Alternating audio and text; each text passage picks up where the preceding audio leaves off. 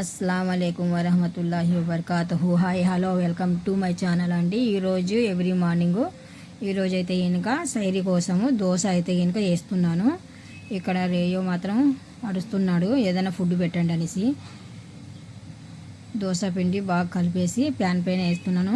ఒక పక్కన పాలు మరుగు పెడుతున్నాను. ప్యాన్ అవ్విందా లేదా అనేసి కొద్దిగా వాటర్ వేసి చూస్తున్నాను. బాగా ప్యాన్ అనేది వేడెక్కింది. ఒక 2 స్పూన్ పిండి వేసి నెమ్మదిగా ఎలడుపుగా చేస్తున్నాను. ఎన్ని గంటలకు చేసాం దోశ అనేది కాదు, దోశ బాగుందా లేదా మా పిల్లలు అదే చూసి తింటారు. అందుకనేసే నీట్గా వేస్తున్నాను. అక్కడ అంటే ఇంకా మామూలుగా అయితే ఇంకా 3 గంటల కంటే ఇంకా కొద్దిగా నిద్ర మబ్బులు ఉంటాం కదా, అలా కాకుండా బాగా ఫ్రెష్ అయ్యి స్టవ్ దగ్గరకు వచ్చేసి పిల్లలు తింటారు కదా, అందుకనేసి వాళ్ళు ఇష్టపడి 1-2 కన్నా ఎక్కువ తినరు. అందుకనేసి వాళ్ళకి నచ్చినట్టుగా మనం ఫుడ్ అనేది ప్రిపేర్ చేయాలి.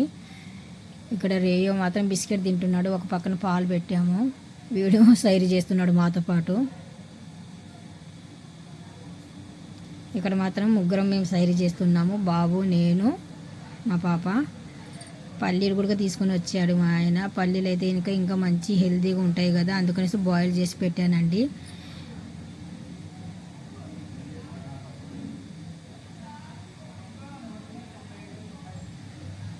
పిల్లలకు చెప్తున్నా నేను, రెడీ అవ్వండి, ఇంకా నేను ఇక్కడ వేస్తూ ఉంటాను, మీరు మాత్రం మొత్తం అరేంజ్ చేయండి అక్కడ అనేసి చెప్తున్నాను.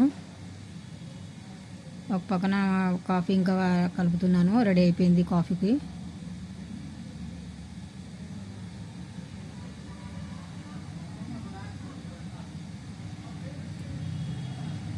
మనకు టైం అనేది చాలా తక్కువ ఉంటుంది ఇక్కడ. వండుకొని తినాలి అంటే కనుక టైం అనేది కొద్దిగా తక్కువనే. నేను ఒక్కదాన్ని అయితే కనుక ఏదో ఒకటి తినేస్తాను, కానీ పిల్లలు తింటున్నారంటే కనుక వాళ్ళకి ఇష్టమైనది నేను పెడతానండి. అందుకనేసి నేను అక్కడ ఫాస్ట్గా వంట అనేది చేస్తున్నాను. ఇందాక చిన్నోడు తిన్నాడు ఫుడ్. ఇప్పుడు బయట నుండి పెద్దోడు వచ్చాడు, వాడికి ఫుడ్ పెట్టాము. పెడితే కనుక ఇక్కడికి వచ్చి చెక్ చేస్తున్నాడు. వాళ్ళేం తింటున్నారు, నాకేం పెట్టారనేసి చూస్తున్నాడు. అంటే మా ఇంట్లో 2 పిల్లులు ఉన్నాయి. ఎవ్రీ మార్నింగ్ రాత్రి పగులు అనకుండా ఇంట్లోనే ఉంటాయి. ఎప్పుడు పడితే అప్పుడే ఫుడ్ వాళ్ళకు కూడా. ఇక్కడ బ్రెడ్ మాత్రం ఫ్రై చేయమన్నాడు బాబు, అందుకనేసి బ్రెడ్ కొద్దిగా ఆయిల్ వేసేసి నేను ఫ్రై చేస్తున్నాను. ఆయిల్ అయితే లైట్గా వేసాను అంతే. ఇంకా మొత్తానికి అంతా అరేంజ్ అయిపోయిందండి. ఇంకా మొత్తం తెచ్చి పెట్టారు పిల్లలు.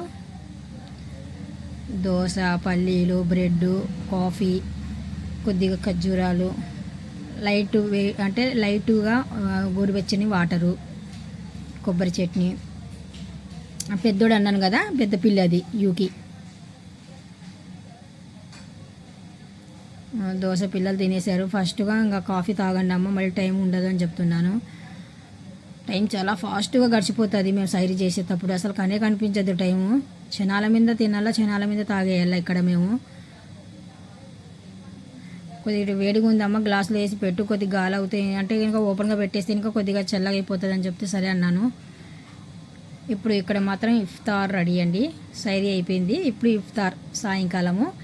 కొద్దిగా పెరుగు ఉంటే ఆ పెరుగుకి నేను కొద్దిగా బాగా అంటే మజ్జిగ చేద్దాం అనేసి కొద్దిగా పలుకులు లేకుండా కొద్దిగా మిషన్ పెట్టేసి కొద్దిగా మెత్తగా చేశాను. ఇప్పుడు వాటర్ వేస్తే కనుక మనకు చిన్న ముక్కలు లేకుండా అంటే మిగడతో పాటు బాగుంటుంది. ఇలాగంటే కనుక మజ్జిగ. ఇక్కడ బోండాలు, మైసూర్ బోండాలు కొద్దిగా చేస్తున్నాను, ఎక్కువ లేకుండా. అంటే పాప ఎలాగైనా సరే కొద్దిగా తింటుంది. నేను ఇంకా ఆయిల్ ఫుడ్ అయితే కనుక మా ఆయన అసలే తినరు. బాబు అయితే కనుక మస్జిద్కి వెళ్తారు కదా, ఇఫ్తార్ అనేది అక్కడే చేసుకొని వస్తాడు. ఇక్కడ బోండాలు చేస్తున్నానండి. నేను కొద్దిగా పిండి కలిపాను అనమాట.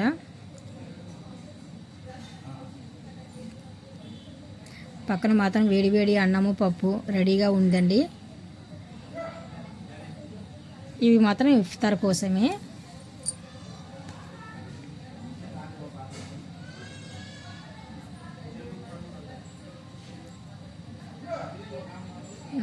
చూడండి, అస్సలు ఆయిల్ అనేది పీల్చకుండా నీట్గా బోండాలు కూడా చేశాను. ఉదయం నుండి సాయంత్రం వరకు మనం ఆయిల్ ఫుడ్ తినాలంటే తినలేము. అస్సలు ఆయిల్ అనేది అస్సలు ఎక్కువ లేదు, లాగలేదు. ఇక్కడ మాత్రం బాయిల్ చేసిన ఎగ్గు కూడా నేను ఆయిల్లో డ్రీ ఫ్రై చేస్తున్నాను. మనం ఉపవాసం ఉన్నప్పుడు ఇలాంటి గుడ్లు కానీ పాలు కానీ ఎక్కువగా తీసుకోవాలి. ఫ్రూట్స్ ఏవైనా సరే ఎక్కువగా తీసుకుంటే చాలా హెల్తీగా ఉంటాము. ఆయిల్ ఫుడ్ మాత్రం చాలా తక్కువనే. లైట్గా ఆయిల్లో ఫ్రై చేశాను. మరి ఎక్కువగా ఫ్రై చేస్తే ఇంకా పై అనేది స్కిన్ అనేది క్రంచీగా అయిపోయి పిల్లలు తీసేస్తారు తొక్క ఫ్రై చేసినా కానీ సరే. అందుకనేసి లైట్గా ఫ్రై చేశాను అంతే. ఇంకా పాప కోసం ఇక్కడ మజ్జిగ అనేది ప్రిపేర్ అంటే గ్లాసులు పెట్టేసి వేస్తున్నాను. మొత్తానికి ఇంకా ఇఫ్తారు అరేంజ్ అవుతుంది ఇక్కడ.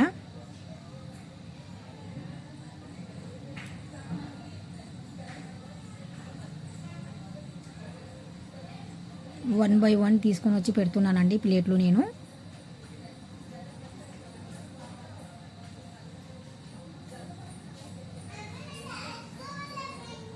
మా ఇఫ్తార్ ఇలా గడుస్తుంది. ఈ రంజాన్ నెల వచ్చిందనుకోండి, అసలు ఈ నెలంతా మాకు పండగ. అసలు ఉపవాసాలు ఉన్నట్టు కూడా మనకు కనిపించదు. ఉపవాసం చేసినా కానీ సరే ఎంత హెల్దీ అంటే చాలా హెల్దీ. డాక్టర్స్ కూడా అంటుంటారు ఉపవాసాలు పాటిస్తే కనుక చాలా మంచిది అనేసి. అందుకు మా ఈ నెల అనేది రంజాన్ నెల మా కోసమే ఉందండి ప్రత్యేకంగా. ముస్లింలో చాలామంది చిన్నపిల్లలు కాకుండా పెద్దవాళ్ళ వరకు ఉపవాసం అనేది పాటిస్తారు. ఇక్కడ ఫుడ్ పెడుతున్నాను రేయోకి. ఫస్ట్ వీడికి ఫుడ్ పెట్టేసిన తర్వాత మనం ఇఫ్తార్ చేద్దాం అమ్మ అని చెప్తున్నాను. అంటే మాకు ఇంకా అక్కడ ఒక 2 నిమిషాలు 3 నిమిషాలు మిగిలి ఉంది మాకు ఇఫ్తార్కి టైము. ఆ టైంలోపు ఫస్ట్ వీడికి కొద్ది భోజనం పెట్టాను అనుకోండి, వీడు తిన్న తర్వాత మేము హ్యాపీగా కూర్చోవచ్చు. వాడు ఇంకా రాడు మా దగ్గరికి. వాళ్ళ కడుపు నిండింది అనుకోండి, మాకు డిస్టర్బ్ అనేది చేయరు ఇద్దరు. వాళ్ళకి పెట్టిన తర్వాత ఇక్కడ నేను దువా చేస్తున్నాను, ఇఫ్తార్ దువా చేస్తున్నాను అక్కడ.